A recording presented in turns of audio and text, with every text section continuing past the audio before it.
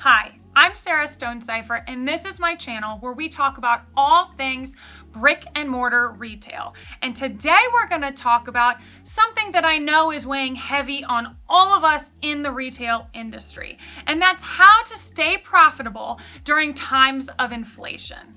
The first thing is going to be knowing your numbers. This may seem so self-explanatory, but I'm telling you, so many of us get caught up in the day-to-day aspects of our business that it's easy to forget those spreadsheets. It's easy to forget about QuickBooks. But this could be the most important thing you can do for your business during these crazy economic times. What do I mean by knowing your numbers? I mean, you need to know down to the penny how much all of your costs are and how much you're bringing in. At some point, these two will meet, and that is going to be your break-even threshold. Once you start making more than you're spending, that is going to be your profit. Now, if you have more questions about this, we have an amazing e-course that we rolled out for not only brand new businesses, but also businesses that are existing. I have three of the 12 videos in our e-course are talking about our break-even spreadsheet because it is so dang important, you guys. But the moral of the story is don't spend more than you're making. There are some great ways that you can do this. First being, are you in line with national averages? There are certain percentages in every type of business that will give you a guide on how much you should be spending on things like rent, advertising, payroll, a certain percentage that will let you know if your business is healthy. The only way you are going to know if your business is healthy and in alignment with national averages is if you know your break-even threshold, you guys, down to the penny. This will also help you to know where to cut. During down times, the only way to increase your profit is to start cutting expenses, and it can't just be on clothing. It's got to be all the way around to really be a healthy business. Next one is the 80-20 rule. If you've never heard about this rule in retail, it is a pretty important one. And what that means is that 80% of your business is coming from 20% of your customers. That sounds like a crazy number, right? But it is so true. And if that is true, that means that during these slower times, you really need to lean into the customers that you know are loyal to you. Instead of spending all sorts of money haphazardly on advertising, trying to seek out new customers to get in your door, for example, Facebook ads, Google ads, Instagram ads, TikTok, all of this stuff, you can now consolidate your advertising budget and really focus on the customers that know you best. How do you do this? Another reason I love Shopify is their reports. We have a video that we'll link about all the things I love about Shopify, and one of them is you can run reports to know exactly who your top customers and your top spenders are. Once you know that and you've armed yourself with knowledge, you can do all sorts of outreach specifically to those customers. Maybe it's giveaways or private parties, or special discounts. We have a VIP loyalty program for our top customers.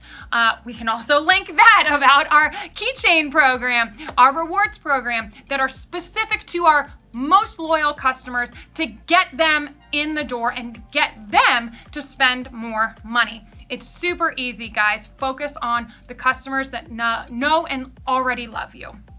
The 80-20 rule also applies to products inside of your store.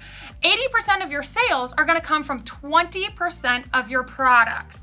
Now, I'm not saying 20% of my sales are going to come from this single pink blazer. It's more of a generalized term, right? So maybe for you, it's earrings. Maybe for someone else, it's blouses. But running those reports on Shopify, another reason why I love Shopify, is you can know exactly what your top 20% biggest revenue drivers are for your store. This way, when you are doing reorders, you're not reordering haphazardly. You are being very specific and only reordering your top selling merchandise.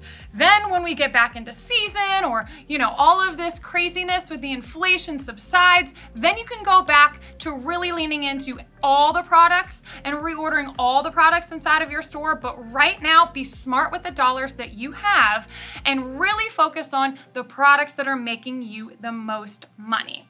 One of the ways we do that inside of my store is we sell so many sunglasses, you guys, and we don't have any kind of like crazy sunglass line. We buy the, inexpensive sunglasses from Fashion Go. They range anywhere from $2 to $5 a piece. We sell so many of them inside of our store. We sell them for $22 for a single, or if you want to buy two, you can get them for $40. And so this really encourages people to buy more of one of my top selling products. Are you seeing that funnel?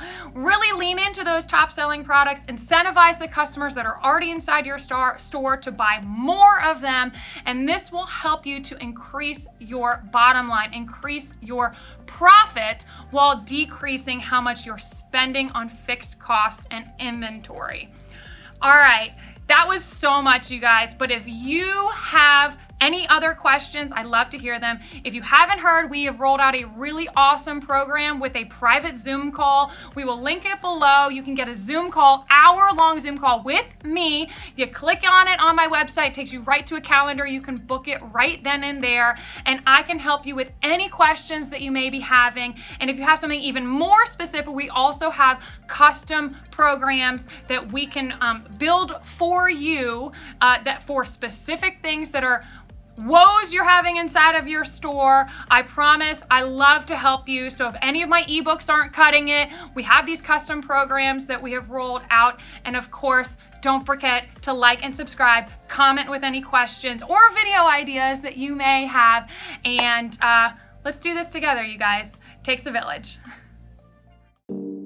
Have you ever dreamed of opening your own clothing store? Would you love to be a larger part of your local community?